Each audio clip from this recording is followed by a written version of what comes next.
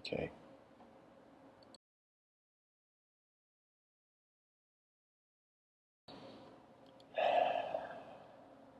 Hello, everyone. I can't speak too loud, but I got new headphones, so hopefully the sound quality should be good. Tonight, I wanted to speak about, are we a movement inside a movement, and the implication of that, and what does that really mean? And what is the value of altered states of being? Why is it that we're a creature that behind its eyes it can perceive the world with a different fluidity, a different flexibility? And I feel the story of the human being, the mystery, the clues that we're all looking for are right here. That means there is nowhere else. Like, the solution has to be able to exist where the problem is existing, or it can't solve the problem. So I'm looking at human beings and I'm wondering that, are we a movement inside a movement, and what is the implication of that? Did we move ourselves, or were we moved into a self? The way it appears is that an evolutionary creature, an evolutionary, let's say, animal, first of all, didn't exist. This idea of the emergence of the human being, we consider there was a point of the world was unconscious. There were no conscious faculties, or there was nothing to be aware of, really. Now,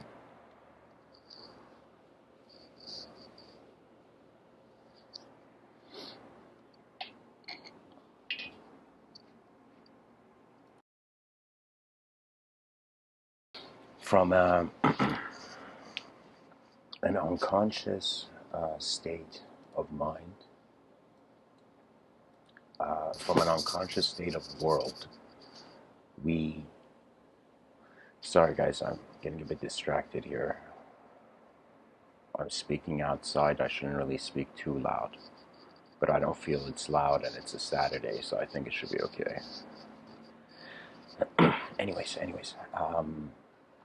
this idea of the unconscious world, and then there emerging a conscious self in this unconscious world. Sorry, an unconscious self. So an unconscious world is the first phase. Then there is an unconscious self. Then there is a conscious self. Then there is a conscious world. If we treat this as the phases of uh, evolution, we are in the third phase currently. What does that mean? That means, first, again, I'm going to explain this first. There was nothing. And when I say nothing, I don't mean nothing. I just mean there was no consciousness. Then a body that harbored the potential of consciousness emerged. Then this body, after becoming conscious of itself, that means the world, there's no... Sorry guys, I'm just trying to explain a picture here, and I don't feel I'm doing it accurately. So here's the idea. Unconscious world. We moved into an unconscious self, the emergence of limbs, legs, creaturehood. That's what I consider personally to be the significance of the objective evolution. And then there is the subjective evolution.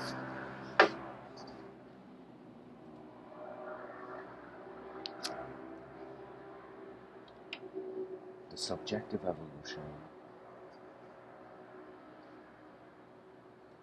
is where man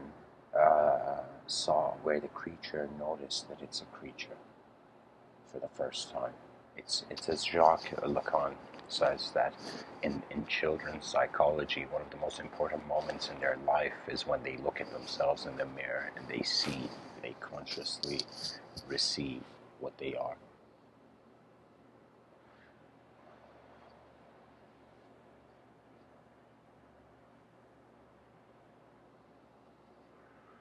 The current view that the mainstream has on evolution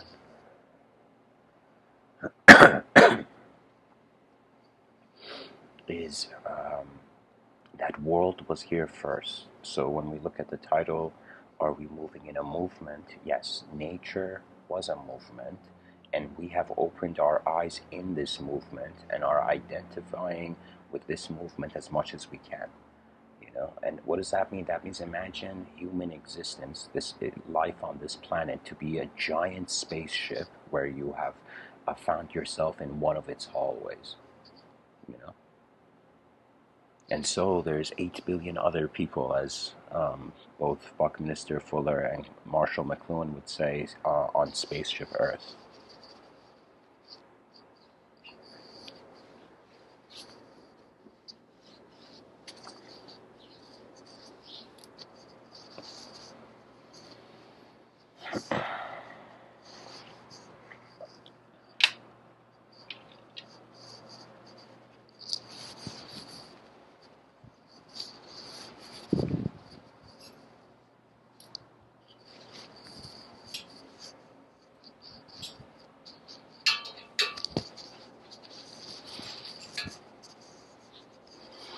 Okay.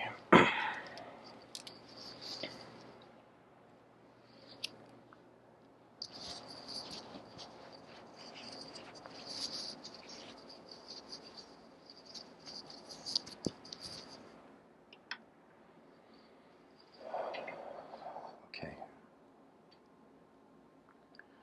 So our life is a movement inside a grander movement. Now the movement of nature has appeared as a world, and what's very interesting is that the movement behind our eyes in our inner realms, it also appears as a world. So I can say there's a quote from Rumi. He says, "You must work in the invisible world as hard as you work in the visible world." you know and it's a very profound implication in that quote, because he's saying that think of how hard it is that we work to move things and build things on this. Now, if there is an invisible realm, when we look at ancient traditions, they spoke about a spirit realm, they spoke about greater relationships of the individualism of the being beyond the body.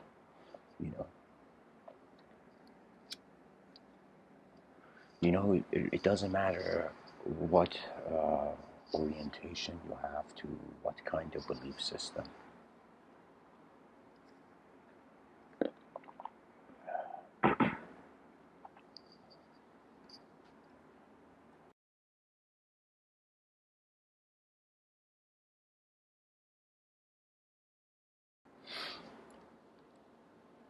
You will notice it is a gathering of many types of DNA, a gathering of many types of eyes. And really, what's fascinating is that the way nature is designed, we get to be unique and similar at the same time. This is why I'm saying so many things, not just things, so many ways that the human being processes itself is multidimensional. When you look at language, it's multidimensional by nature. You can see how many ways a word can be used. You look at how many definitions a word has. Certain words, they can be seen as a verb, they can be seen as a noun. There's various kind of words, so we can say that there's a multidimensionality in language.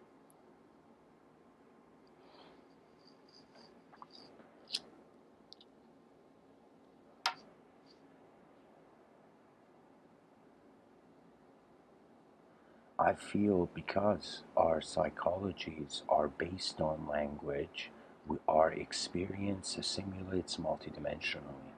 That means existence is like one thing, like, but the process of an existential creature experiencing itself doesn't mean it is just one thing to itself. Like, think about all the different ways that I have given talks on this channel. So think about me believing that the world is one way is like me believing that a talk can only be given in one way. It's impossible. You see, there is always, I call them novelty factors, unknown variables in the moment. Without the unknown, the new can't be discovered. That means if you're someone who's super proud and you think you know everything, without the unknown, your everything doesn't grow. The unknown is like pretty much if man right now, Imagine you are back in the day in a native Amazonian tribe or shamanic tribe, and so what do? You begin to see that the people of your community, their greatest intelligence is in how they are communicating to their world. Isn't that fascinating? Like, I don't know. I mean, honestly, druids have been forgotten. The concept of the druid, the idea of the creature, the human being that could hear nature's voice has been forgotten. Nature's voice is fascinating because it's not like you're talking to a computer where the information is there. Nature's voice is how nature is moving before you were. And when you notice that, you find contentment. So you might not believe it, the Stoics were onto something. This idea of behavior being a sort of path to truth.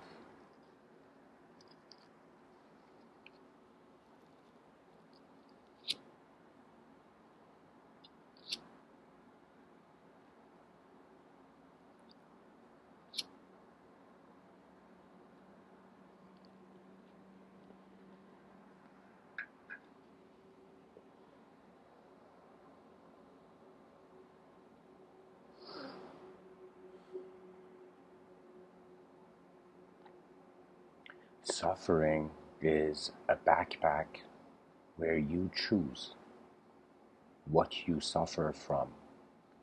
The Stoics had this Epictetus, this Greek Stoic person. He has this very interesting quote where he says, "We suffer not from the events inside our lives, in our lives. We suffer from our judgments about them."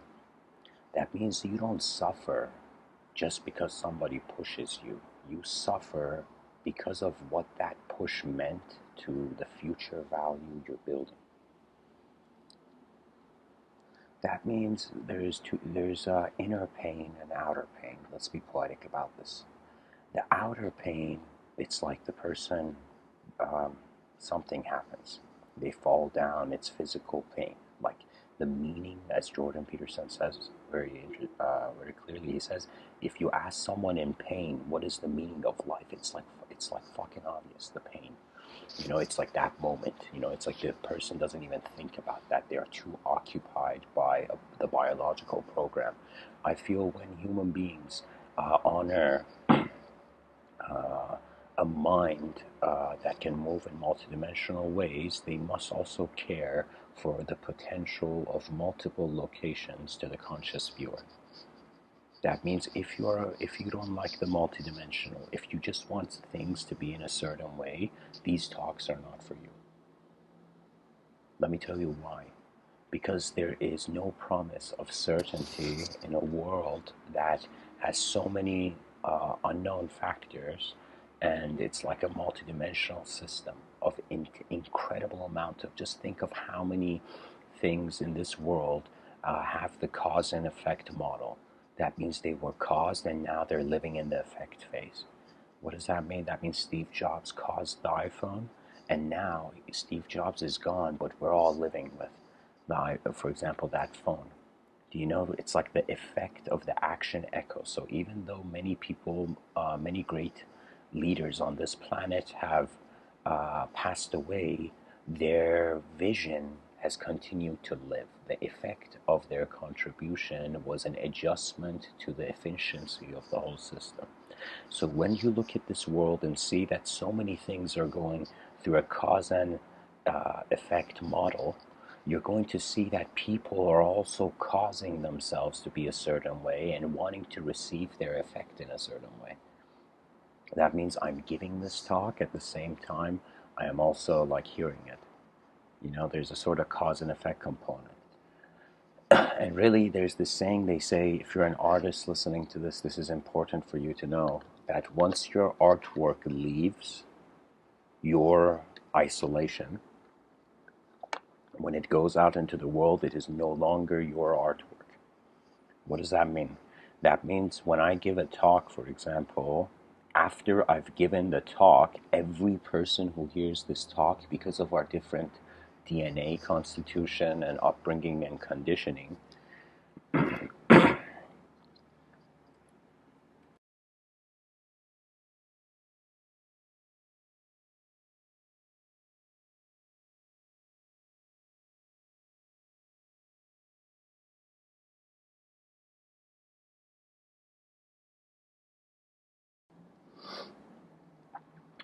There is no way anybody out there in the world is hearing this talk in the same with the same inner realm imagery as I'm sharing it. You know, that means it's important to study the mind. The educational system feared the question, they silenced the philosophers, poets, and artists, and now a sort of blind linearity is possessing the civilization. It's like you have to use the art at hand. You have to. The artist is not just a joy. You see, art is attempt at the unknown. Anytime in your life you attempt something new, you are in the position of a creative reception of a new archetype.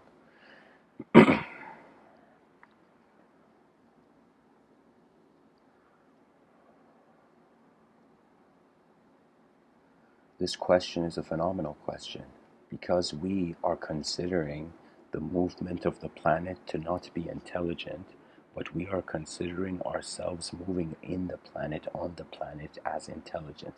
This concept that I am on Earth is very strange the more you go back in history, where you see you were not on the Earth, you are the Earth.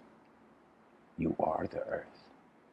That means there's this something strange that when I look at even trees or inferior animals compared to the human position, I can't avoid this idea that all of us are being atoms right now. I feel reality is a hoax. Let me tell you what I mean by that. I feel normality is a hoax. And a reality defined by the norm is a hoax. And let me tell you why. There has never been a norm. There has never been anything normal about where we are.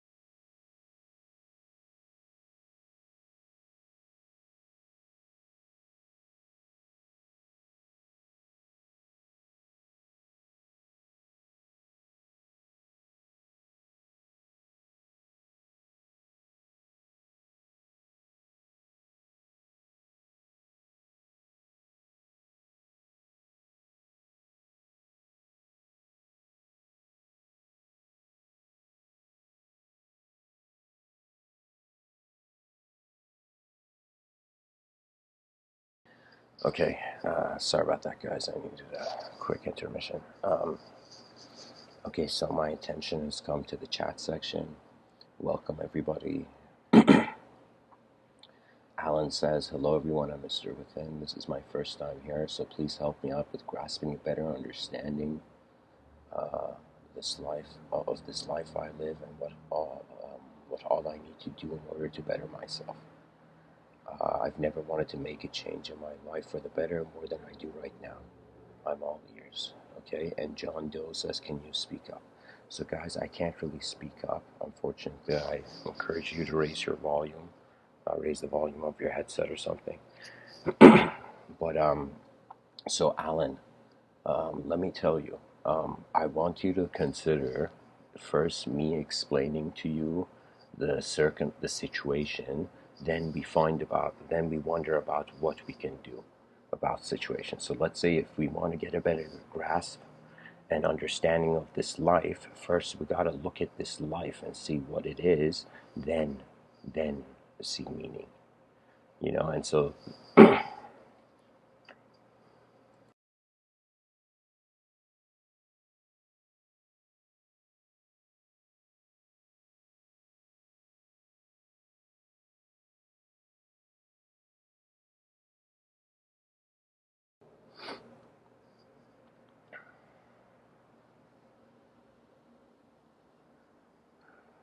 I would say that let us first look at,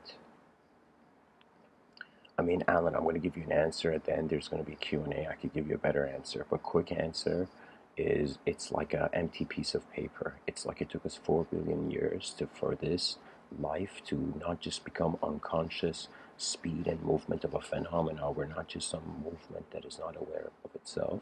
We have become a movement that has become aware of itself in the sense that you can now direct your life.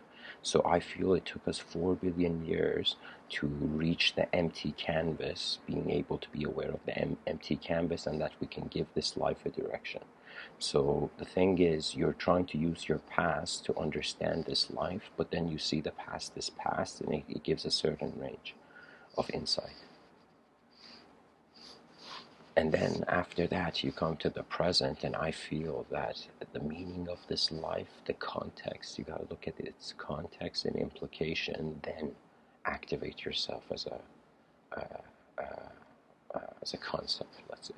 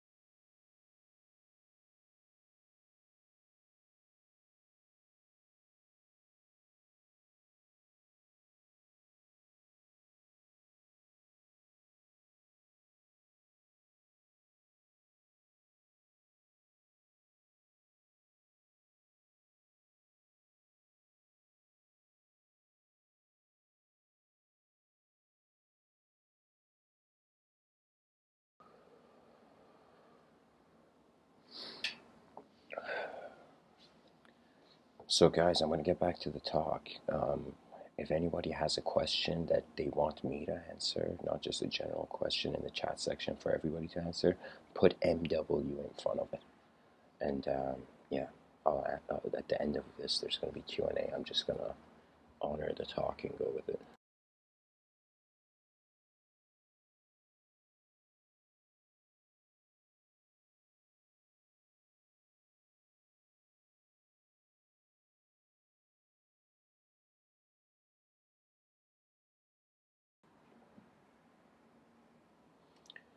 Okay.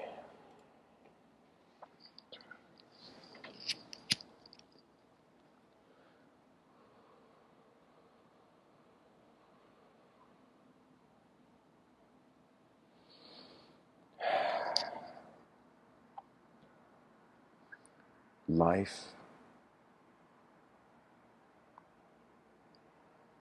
and its meaning is of oscillation between not only the known and the unknown, but stillness, silence as one side, as space, and movement and noise as matter's mind. So think of it this way, that you have never just been stuff, you have been this also the awareness of the self. You have never just been just the shape of a self. You have been a self, an object in the field, in the presence of a field of an attention. And your attention is you. If anybody asked what's very simply, like if I had to give a insta answer, somebody said, "What's the soul?" I would tell you it's how your attention is existing in an unknown way, is experiencing itself in an unknown way. You know what it's like? It's like, imagine ants, imagine a human being looking at an ant on the ground. Now imagine that ant, all the ants, they built a civilization, they started building their own, they designed their own mathematics, their own languages, their own sciences, but remember, keep in mind, they're still ants.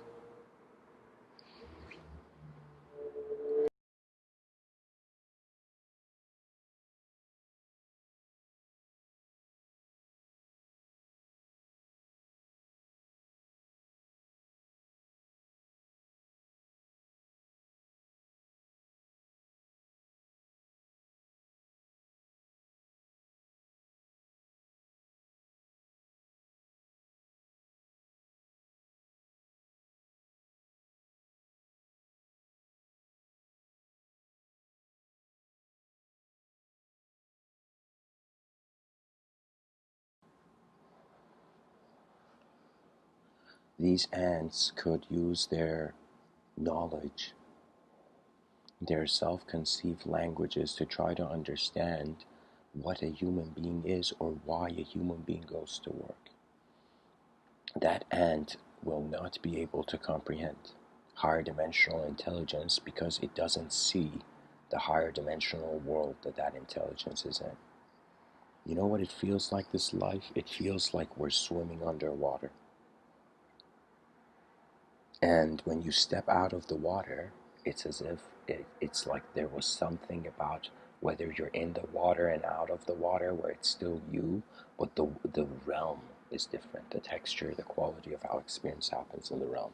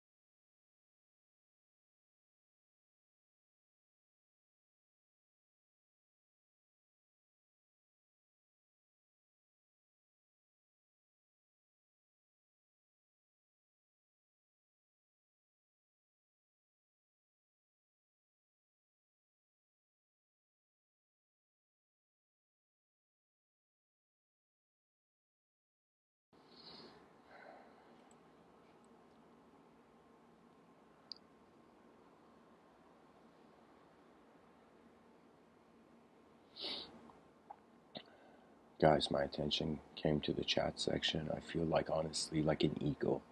I fly into the sky to give the talk, and then I come to the chat section's branch. You know. So, yeah, guys, I'll read some poetry tonight. I can't say it too loud, though.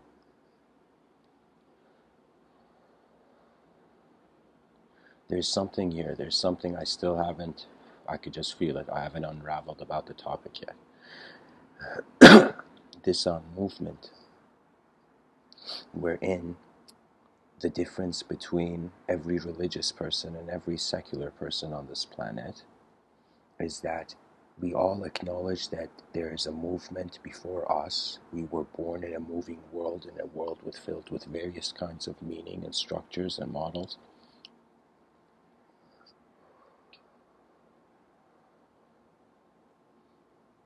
And the difference of that rationality versus faith dilemma is that faith is considering a personality before the human being, an individual relationship. Like look at how people have spoken about the Abrahamic religions.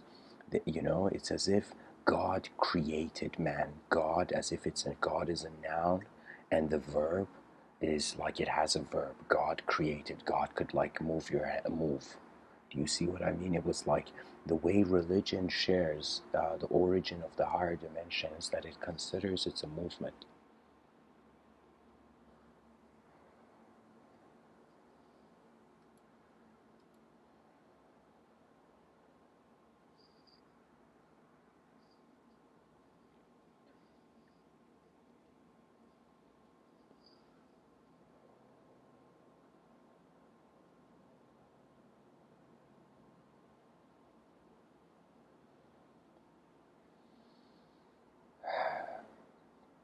So people feel the origin of the universe, the cause of the universe had a personality before we were a person, or they feel there was no personality and personhood emerged. When we look at it as if matter was first and then something else came, and it's strange because the idea of the Big Bang is saying it philosophically has the same implication as religion. And it's weird. I don't know why. Why this idea that you wondered nothing, from nothing something comes, as if there was nothing and then there was an origin. The idea of the verb creation is a very tricky verb. It is one of the most mysterious verbs. What is creation?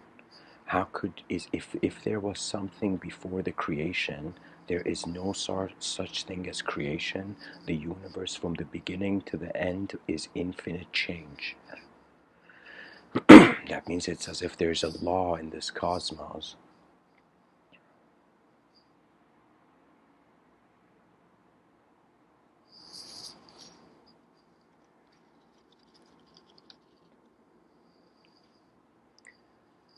In which nothing can stay the same.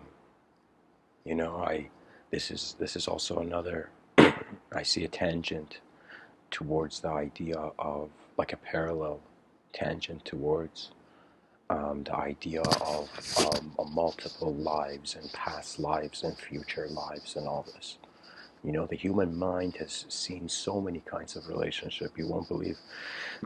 I've met people who feel that they were somebody in their past life, and I have met people who they feel they are in communication with their future life. And there's been so many stories sculpted out of the elements of perception. It's phenomenal.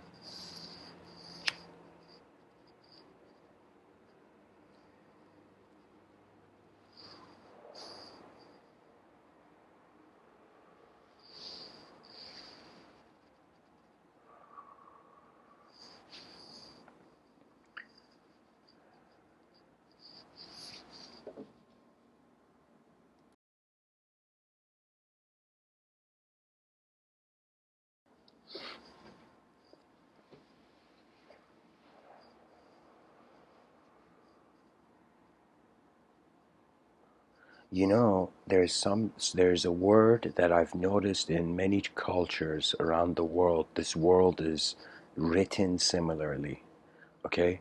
And it is the idea of nom. So, okay, I gotta finish what I'm saying here. Okay, so one idea is that if you think you're a past life or if you think there's a future life, you're still in a story. And so if the person realizes their moment can be, there is like, it's like 50% of the moment you're existing in is known and 50% imagine is unknown. Most people don't like the unknown, so they want it to be 100% known, and it's impossible.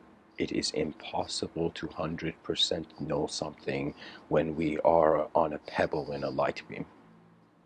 So this is why humility was a strange, appropriate advice that arose in religion. Because you see, okay, now I can build up to the next thing I want to say. The idea of nam, the letter, like look at the word name, Name. Now, what if I told you the letters Nam? So you look at this world in society and civilization, and everybody has a name. Okay, we say name. But if you look at the first three letters, you take the E away, and you see the word nam. The word nam is a very significant word in various traditions, and let me tell you what it is. In the Sikh tradition of Guru Nanak and enlightenment, the truth was not, it was as if God was a linguistic truth, that the name of God was the ultimate authority.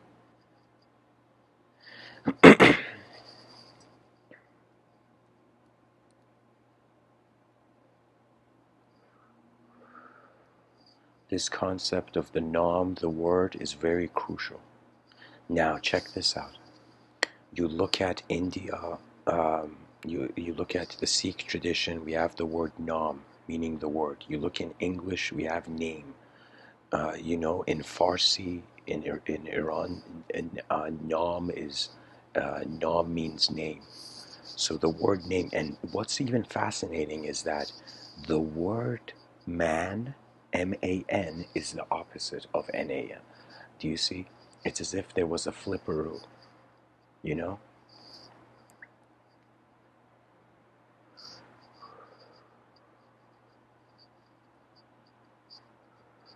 It's like being an artist and wondering about an outer renaissance, and then suddenly realizing that how can an outer renaissance occur without an inner renaissance?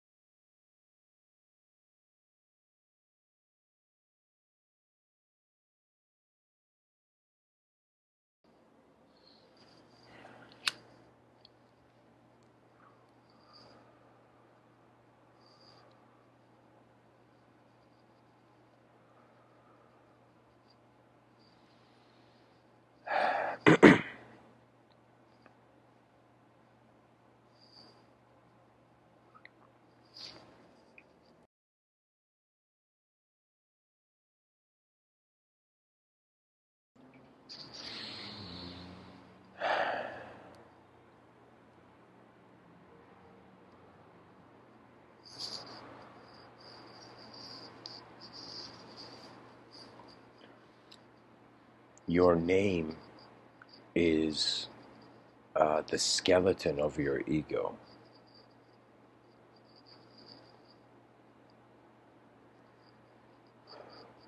Mr. Within is saying, forget spirituality, forget the wars of image between materiality and immateriality, between materialism and immaterialism, and let us realize as 8 billion creatures that the most immediate experience of life translates into a subjective mode and an objective mode. The best way like I can say so far I've personally found a way of explaining it is that in front of your eyes, again, objects, things are objects in front of your eyes. But when you close your eyes, if you could see a subject in front of your eyes and you could close your eyes and the subject could remain there, the subject is in a greater multidimensional room. And I looked at the patterns in this world and I noticed that we are the only thing that hasn't happened is the multidimensional renaissance. That is one thing I am waiting for. I feel I'm going to get to see it in my lifetime. It is when a species accepts its multidimensionalhood, and in doing so finds itself not being in a situation where there is no war, but a new dimension of peace can be created. You see, you can't stop war because human beings want things in this life. And when a person wants something intensely, and more than one person wants something intensely, there's war everywhere. What does that mean? That means it doesn't matter if it's world leaders fighting for land or if it's two kids fighting for cake. Same psychology, just different element, different factors, you know? It's like Fermat's last theorem. A squared plus B squared equals C squared. So it doesn't matter if you call it X squared plus Y squared equals Z squared. You see, it doesn't matter the letters, which letters you use or change on. We are a species about to wake up to an extraordinary realization that our minds are not objects and a subject is the child. It's literally subjects only exist if we have noticed an object to relate it to. If you look at language, I don't think language is just ink on paper. What language does when a person reads is it evokes images. So me personally, when I was younger, I would read. I didn't like reading, and I was like, man, this is too slow. And people would tell me, read it slower, you know, and I would read it slower, you know, and I would get bored. Little did I know at that time that I only had to read it faster. Do you believe it? The issue with my reading was that people told me read it slow so you understand what you read, and I was like, no, it's not that. It's when I read faster, I am going towards something. And that's the most important thing, that in any action you do in this life, you notice that you are a pilot, you know, and the airplane can't hover in the middle of air without a direction. The pilot has to give a direction, right? And now as we are, let's say, a codependent system of the world's intelligence and the emergence of the self that separates itself from the world, it's like evolution. What are you doing? You know, it's like, did evolution suddenly make matter become a subject to itself? Did evolution make an object become a subject to itself? You see, this is why I say there was the subjective evolution. So all I'm saying here is, like, imagine every person born, there's this giant green, blue, white colored dragon. The dragon has all those colors, green, blue, and white. And on this dragon, some people are born sitting at the top of the dragon, the higher classes of society, and some people are at the bottom of the dragon holding onto its, like, whiskers and hair or whatever. And so imagine 8 billion human beings holding onto this dragon flying in outer space or something.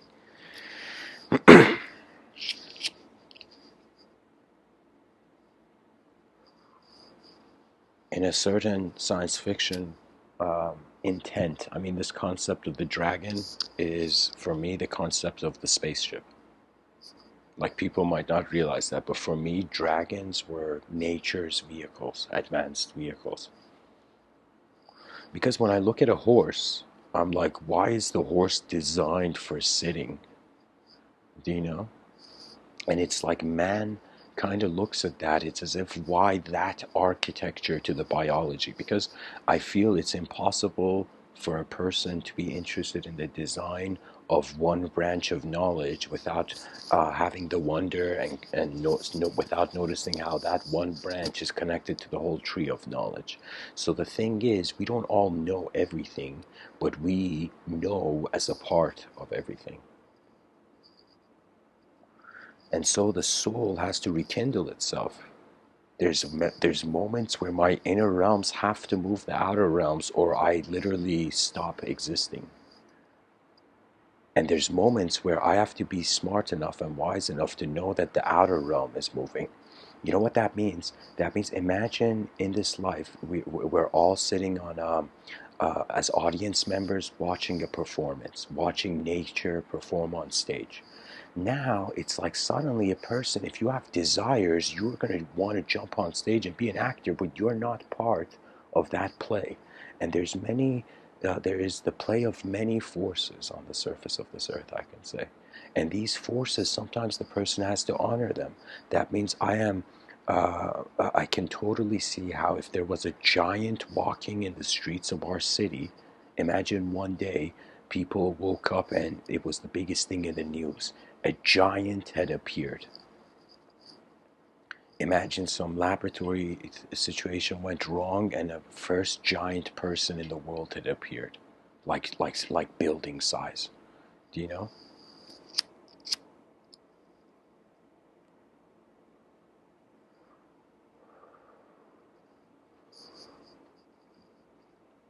You're gonna see. You can't ask a giant. You know, you can't even like imagine you're walking and the giant's foot is like the size of a car. Like you can shout at the giant, but it's not gonna hear you. And there's many forces in this life. If your inner realm naively assumes it knows it, and you go there, you may fall down. You may trip. The issue is here's the thing. There's nothing wrong with exploring the unknown. That has been the meaning of life. Like the fact that I'm here in Canada right now, when we look at history, it's as if there was a massive exploration of what's this earth. Can you imagine the early human beings being like, where the fuck am I? You know, like I could totally see that. You know, that was the inspiration of philosophy. Where the fuck am I? Excuse my language, of course. But sometimes chaos is breathing too in civilization. It's not just order. And we have to honor the presence of all phenomena because it's very strange to say that there is freedom of speech, but then you look at, um, especially when you look online at the Western intellectual atmosphere, there is a war against what is okay to say and what is not okay to say. Do you know what that means? That means we are still a language worshipping civilization, you know? And if Mr. T was here, he'd say, pity the fool. You know, that if you think you're a language, you're a fool. Go endlessly dwell in the abstract simulations of this realm. You're going to see at the end of it, you're the pilot. You're going to follow your intuition. Imagine you're someone who feels they're an esoteric practitioner right now, you hearing me. That's not, let me tell you, esotericism is childish rudeness in the unknown. If you act, you see, I'm not sitting here saying that um, I know as much as I see. But if I don't see something, I can't fathom it. And somebody, how can I say it? It's like you gotta honor, you gotta just consider that there's zero point 0.0, whatever amount of zeros you want, 1% chance this world, all of it, is a higher dimensional mind. I wouldn't be surprised if we are neurons of higher dimensional brains right now.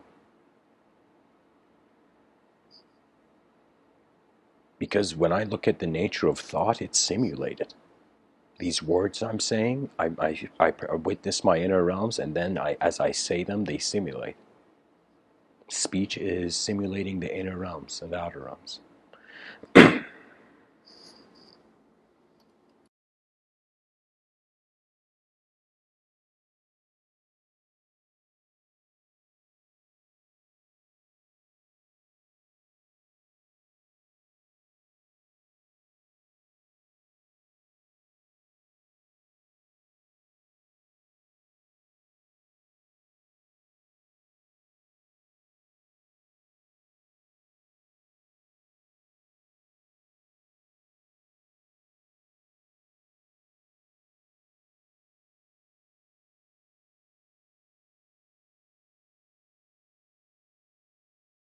Okay, so guys, I'm reading the chat section. Let me tell you the situation I'm in, so the audience can get a better picture.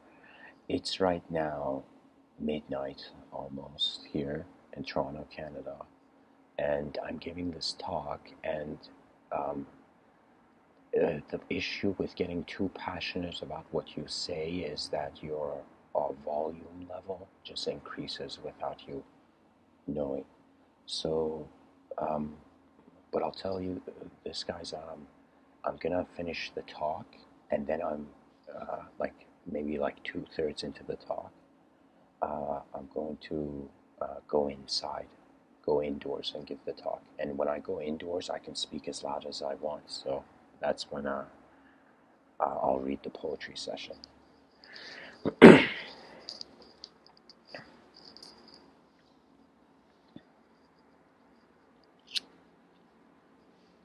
Guys, I'll tell you something about my poetic work that very few people know. But now me saying it, I think a lot of people are gonna know. But the idea is this: for 1 year, I remember before I gave these talks, for not before, maybe when I started them on the same year. For a year, I was my parents were. I was living in the UK, and my parents were in Iran. And uh, so the thing was, uh, where was I going with this? Oh yeah, for 1 year, I wrote poems every day, and I just emailed it to my parents. You know, and all those poetic works came to be known as Above the Peak. And for every month and every day of that month, there are poems. And so that can be found on Amazon if people are interested. I did something good that it's like one thing off the checklist is that I managed to get most of my poetic work, poetic writings all online. A lot of the more technical stuff is not online. But anyways, back to the uh, talk.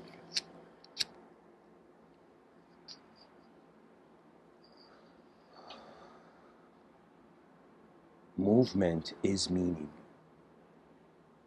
When we move in a collective environment, it has a meaning to everyone else.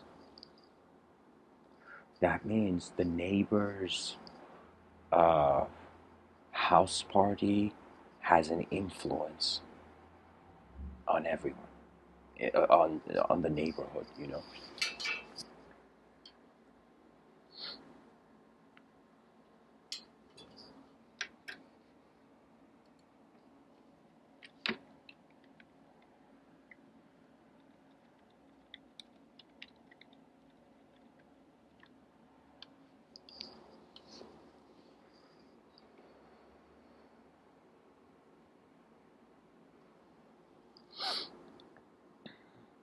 Let the mind roar while it has a body.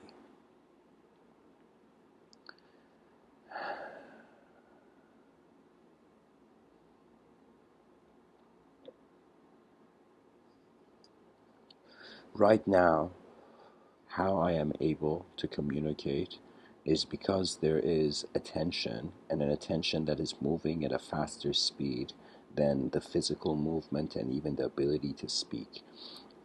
Your mind is, let me say it like this, it is not an object, but it can appear as a journeying through subjects. And so I have concluded that the conceptual domain of knowledge, that we seek concepts, that we children are going to school and the teachers writing stuff, you know,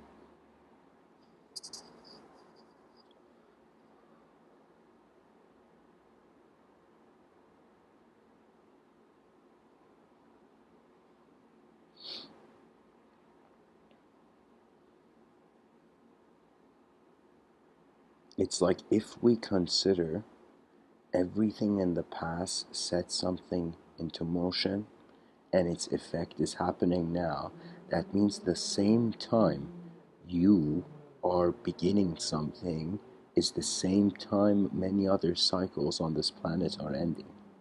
cycles of human activity and engagement with uh, even a cyclical realm, like there's seasons. Attention is the clue that your attention is being before you do anything, and that the meaning of that kind of being is not in language. So, what does that mean? That means everything, and I've said that the educational system will see an apocalypse. I've prophesied that. And let me tell you what I mean by that. There's going to come a point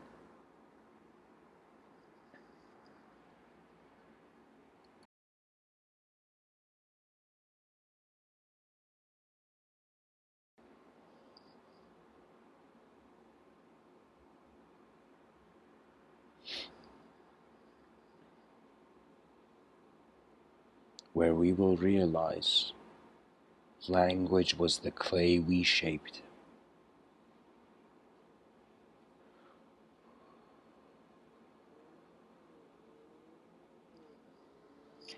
It's fascinating noticing you are an unknown presence of attention before you move. I'm telling you, my sense of honor as a human being in as a retaliation, not retaliation, as a response to all the inefficient failures and regrets of my life, was that I saw there was more. That is the only cure. Not only cure, but the most immediate lightning bolt thrown from the heavens to destroy the stress in man's mind. There's no such thing as depression. We're in a strange world, a rock in the middle of nowhere. Reality should be termed surreality, and it is incredibly surreal to be an existential being. Back in the day, people wore top hats. Now nobody wears a top hat in the street. Like nobody cares. Back in the day, if you didn't have a hat on, you weren't a man. You weren't a human being if you didn't have a hat. So clothing and fashion was a certain important phase of just the evolution of our own individualism as beings. But now guess what? We're not wearing top hats today, and it's the same thing with language. Mr. Within is saying that right now we are creatures that are identifying as thoughts and language. But we're going to realize we are not the thought and we're not the language.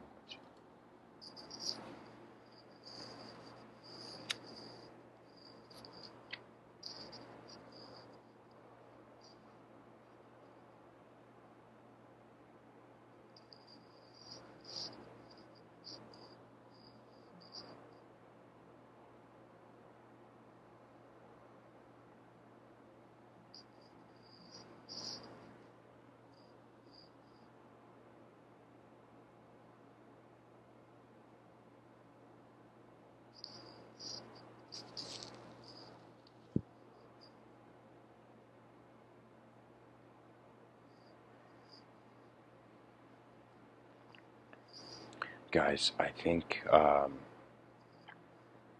even though I'm not speaking loud, but I think it's maybe taking the attention of the neighbor, and it's probably messing up their tomorrow. So I'm going to go inside and continue the talk. Uh, I'll be back, guys.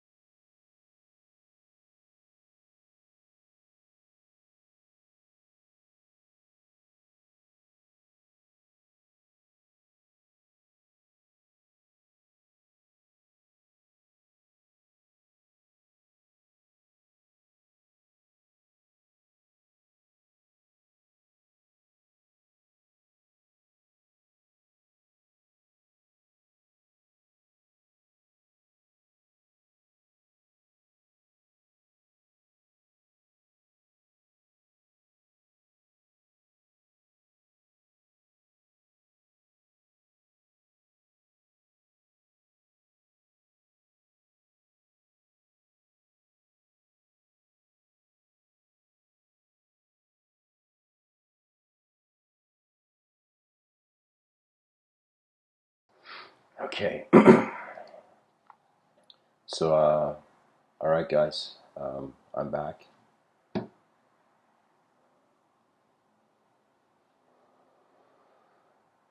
Uh, I relocated so now I could read the poetry easier.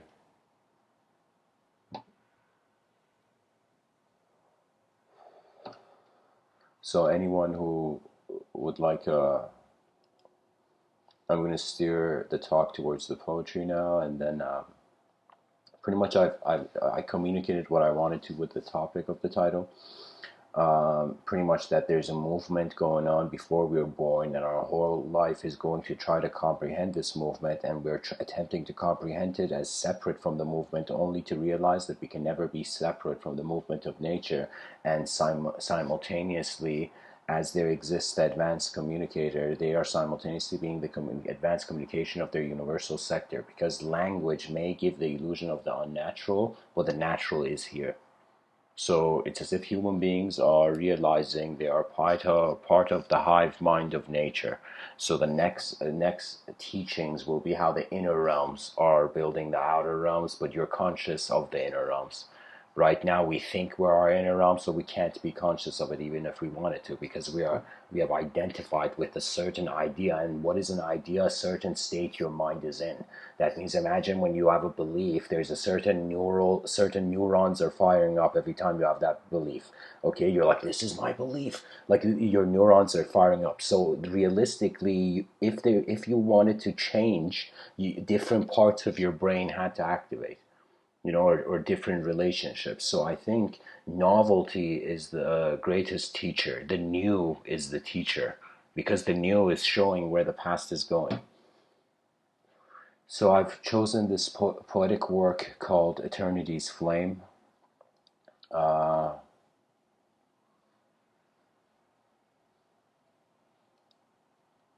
and yeah.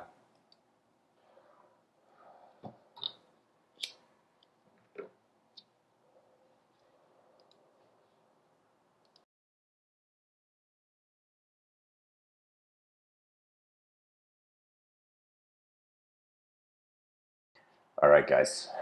Poetic session. A poetry tunnel begins. Let's say we have a quote tunnel in these segments. Eternity's flame. What kind of flame is this? An eternal one. There is how many poems? There is uh, 32 poems. So the audience can choose the first three people who choose any number between 1 to 32. I'll read those poems, but now I'm going to read 17. Let's see, what's number 17? I wrote this in 2016, by the way.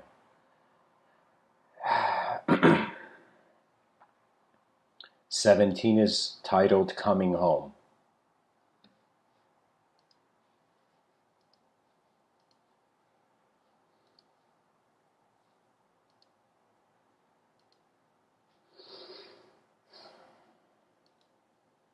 The moment is the greatest house ever built.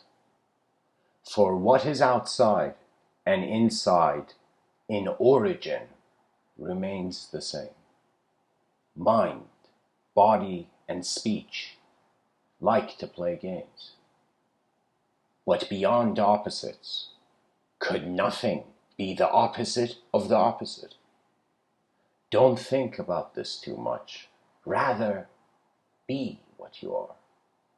For words come and go, but your essence cannot deceive, as all beings come home. The moment was always free. That's where the poem ends. You have returned home when your moment is free. A freedom that is its own eyes, not the shadows of future expectation. Now is the brush of your lifetime upon this space-time continuum canvas.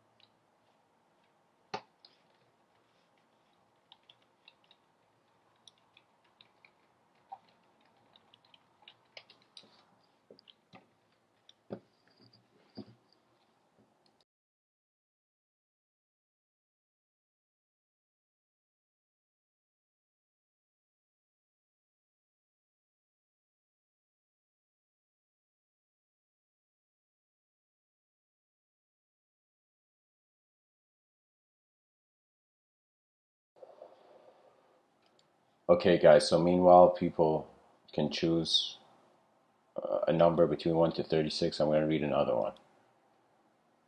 Sometimes the way my mind opens to numerical language is very shamanic, I consider. For me, mathematics is a language that was required before all the other languages could be designed. And then before mathematics, they're required to be geometry, because geometry was an observance, an acceptance of an observance.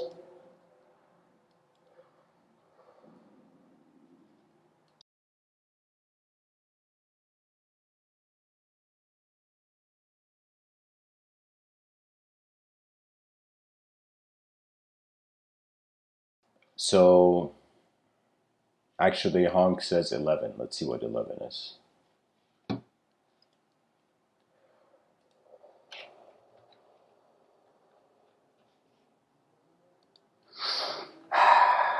Number 33 is really nice, I think. But I just brushed past it. Let me see. 11.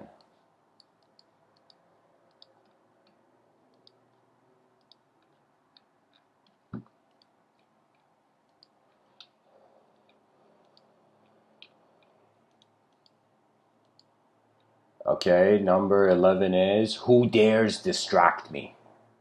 So this is from the poetic work Eternity's Flame.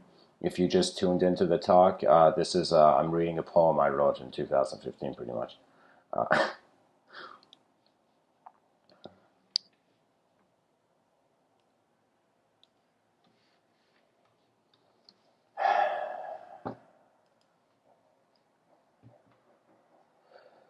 So the poem is called Who Dares Distract Me, number 11.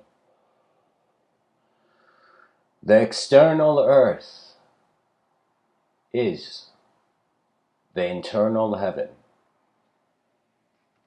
The shoreless ocean is how nature waves endlessly at itself through your nature. Do not be burdened by transitory dreams. You are the heart of all awakenings. Desireless, abide in the self of selves. Once you no longer avoid the void, causality shall become the friend of all effects. Who dares distract me from my true nature? For all phenomena passes through the omniscient glory of those changeless few who stand with existence's purity. Who dares distract? Sorry, I'll read that again. Who dares distract me from my true nature when I am eternal glory? So who dares, dear listener, distract you from your true nature? Who has dared? What influence from the outer realms could have come to the inner when you are the pilot of your mind? That was a good poem. Thanks to whoever chose 11. Strange that I even feel better after reading it. So you think says number 1. Let's see what number 1 is. Okay. By the way, something I recommend to anyone listening. This is something I personally do when I listen to anything online. Sometimes I go find a nice song and I play it in the background when I listen to something. You know? So, anyways.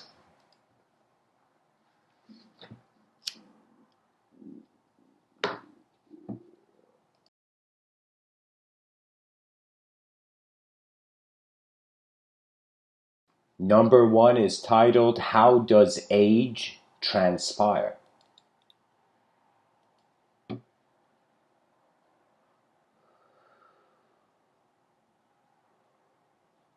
So how does age transpire? That's the first poem from Eternity's Flame. What makes consciousness? Just a second, guys.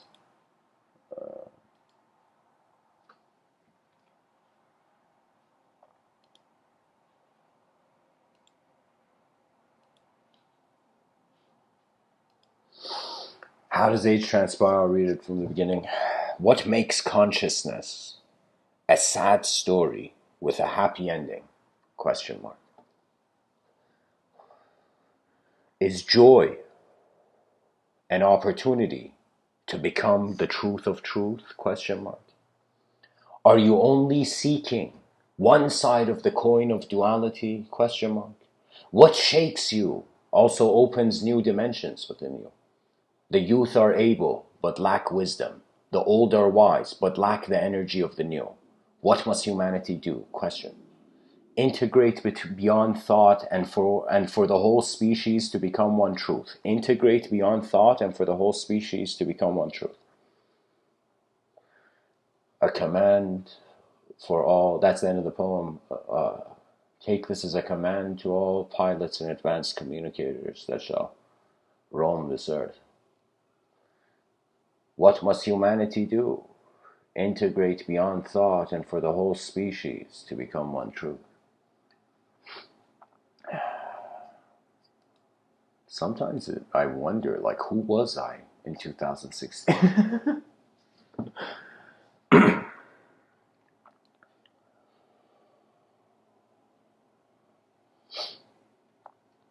Guys, one more number and we can end the poetry tunnel and I could go to the next talk. So somebody at the top of the chat section, let me see.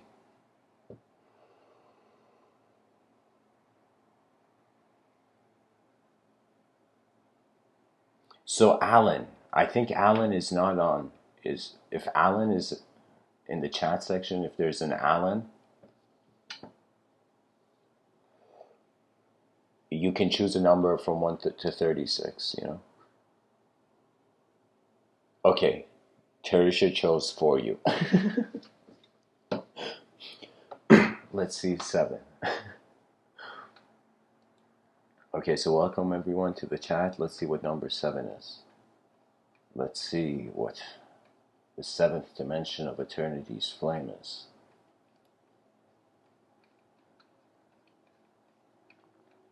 The Supreme Universal Tongue. That's the name of the 7th poem.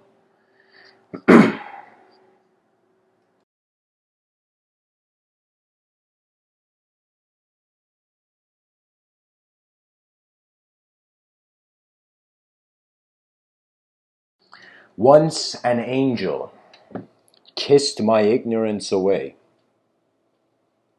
Could the beloved be beyond all mistakes? Once peace has weaved a cloth made of love. Could divine movement be only observed in divine stillness? Some men look at ponds and are too busy seeing sheep and lions trying to be free. Some men look at ponds and are too busy seeing sheep and lions trying to be free. What makes the drop realize the grandest ocean within? The supreme universal tongue is how simultaneously through every speck of reality we all exist. That's the end of the poem. The supreme universal tongue is how simultaneously through every speck of reality we all exist. That is the great, that's the wisdom of an advanced civilization. That it was survival of the fittest, now it is survival of the fittest species. That means it's as if any human being living inefficiently, it's like in the future, the people of the future are going to feel that is them living inefficiently. And it doesn't mean efficiency is a program, is, is an agenda, is has a specific way it's going to happen. It's just that on a rock in the middle of nowhere with 8 billion human beings, what else can you do other than roar what you are? For me, it's like sometimes putting a new effort in the day is like a retaliation against the cruel inevitable existence, where it's like the person knows one day the light will go out. And so what is the meaning of the light in your eyes now? That means, what is really freedom? Is it a concept? And if it's a concept, does that mean you're only free in that concept? You know, we are moving beyond the era of language worship, therefore an era where communication is going to update. That's it.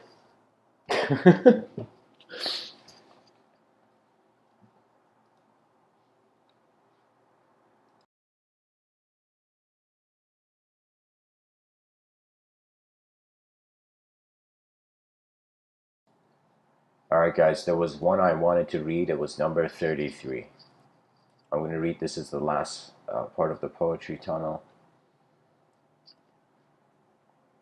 And then the title, Will Not Feel Alone Anymore. Okay, let's see. 33. This one, guys, I think is the best, one of the coolest poems I've written. So, number 33, Eternity's Flame. The Commander Within. Did you know I have a desk made of stardust and an office made of starlight? Some moments give us hope beyond definition. It is in those moments where we must listen to the divine commander from within. When the only war is between language and the empty page.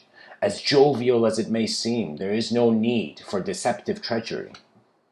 How can burning candles compete for the light in the room? Before you are dead, realize eternally how light blooms.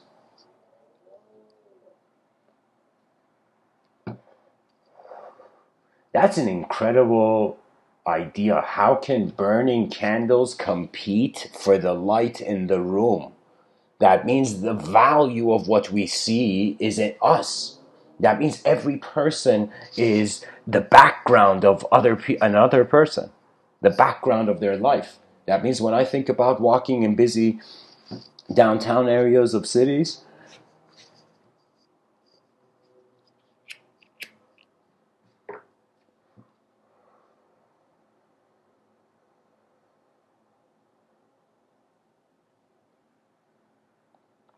I wonder how many people I was just like a color in the background, just a shape in the background.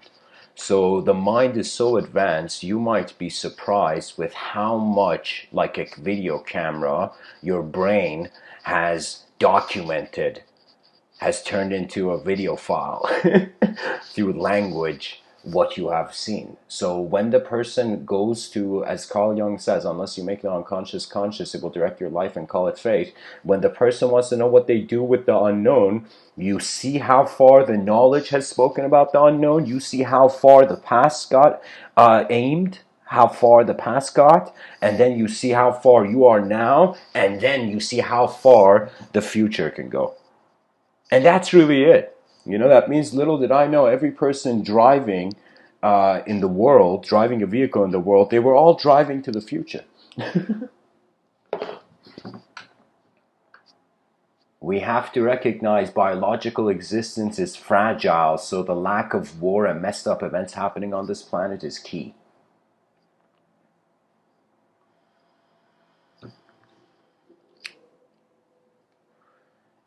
Existentially, we need to pilot simply.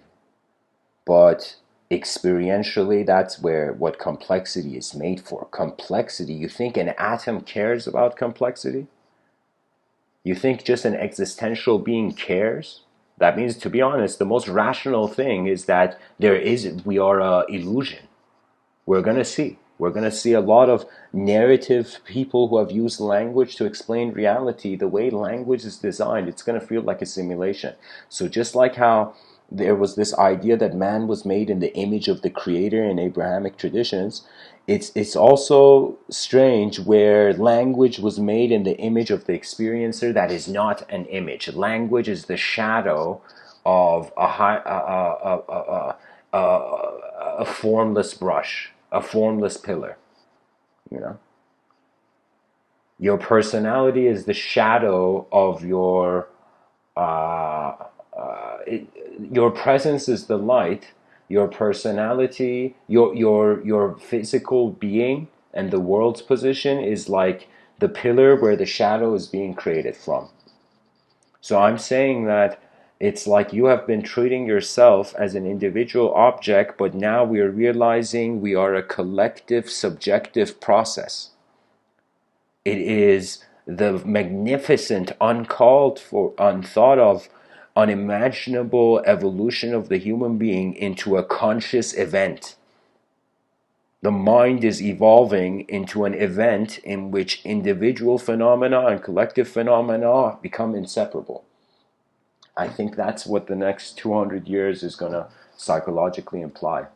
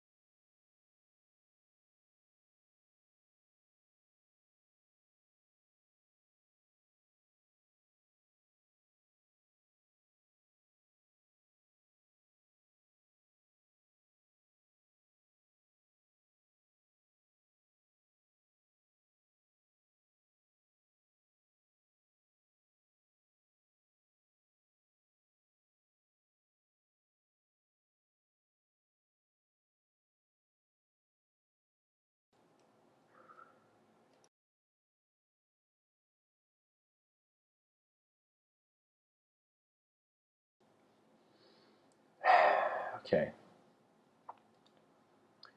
So I want to thank everyone for listening.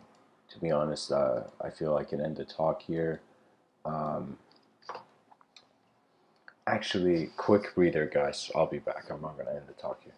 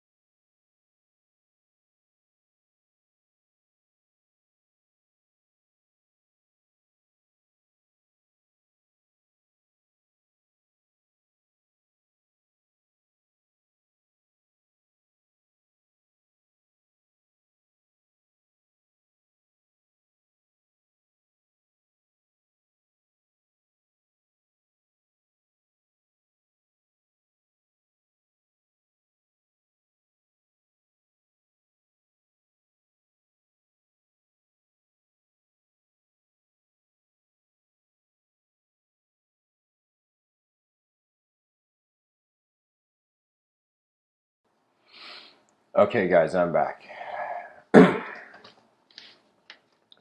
So, Tarisha says, why give it such percentage? So in the chat section, I wrote future equals 50% inner you moving and plus 50% outer world moving. Because you have free will, and that free will could decide. Because it's like life is kind of like you're moving the world behind your eyes into meaning, and the world is moving you in front of your eyes. This is why we have to adjust to the world in front of our eyes, but the inner realm adjusts to us, to how your attention is. So guys, I'm going to put a Discord link and put like go into Q&A.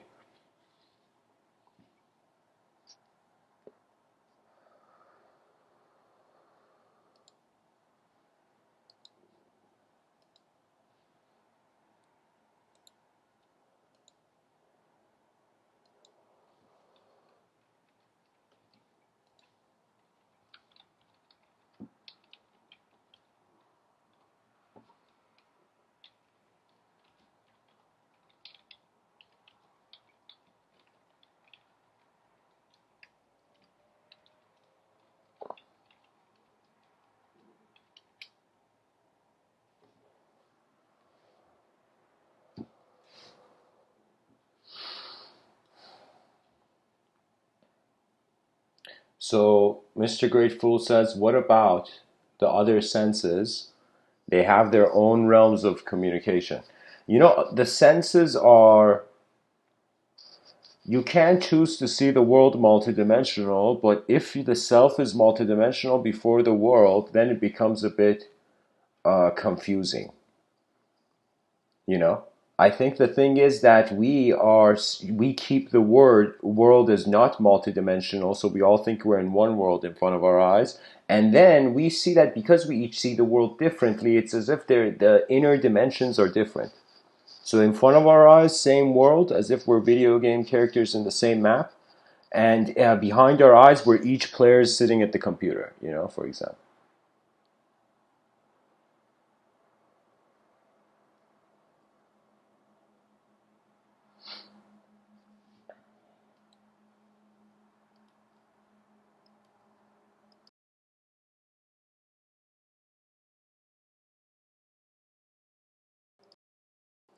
So, guys, questions are welcomed. I'm pretty much just sitting here. If you have a question, share it in the chat section. The talk component has ended.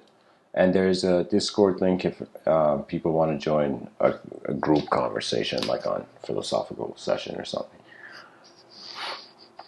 So, anyways, thanks for tuning in so far. It's Q&A. Blessings.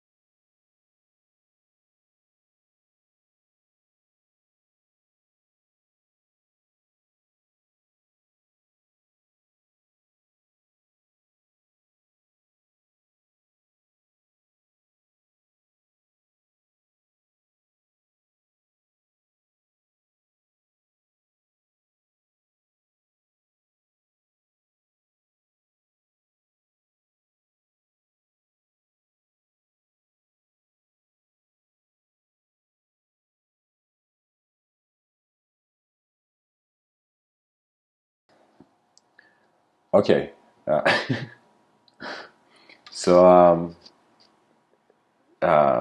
everyone listening so far, I'm responding to a question asked in Discord. Just an idea that was shared in Discord.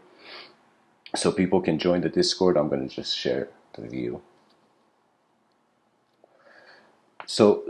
Also as a response to what was said in the chat section about the relationship of the inner realm and the outer realm, and if it's like multiple or if it's not,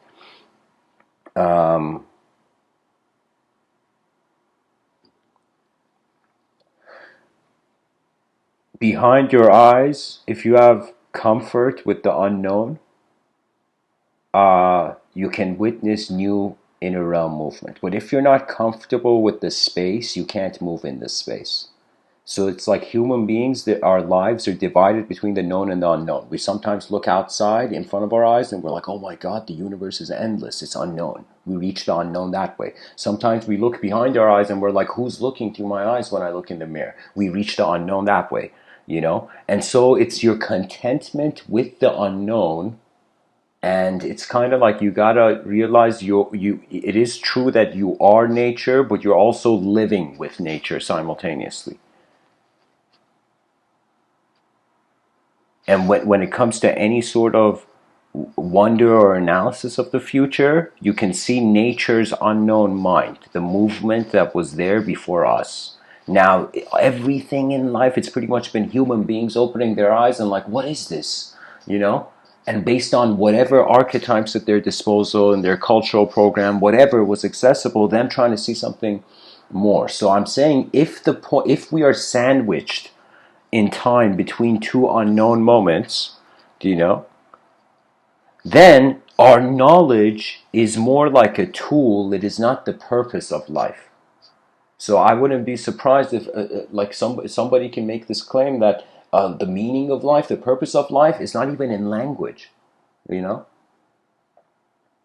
So that's the point. That's the point I wanted to make. Anyways, guys, join the Discord. It's easier for me to talk there.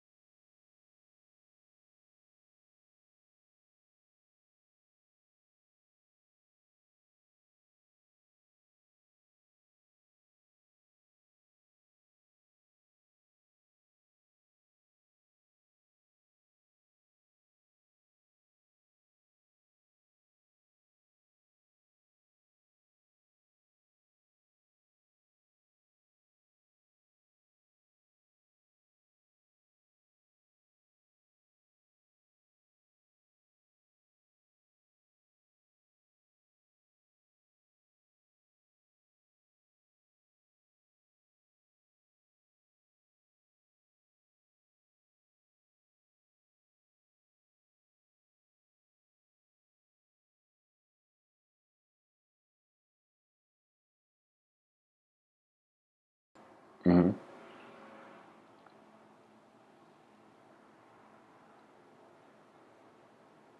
Yeah, yeah, I know. I know this.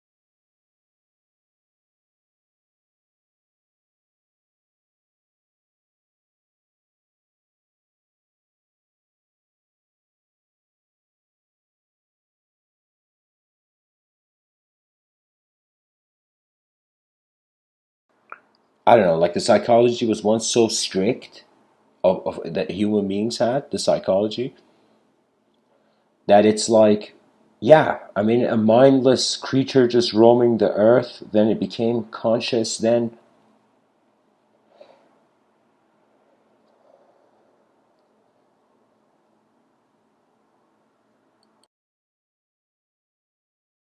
okay, okay.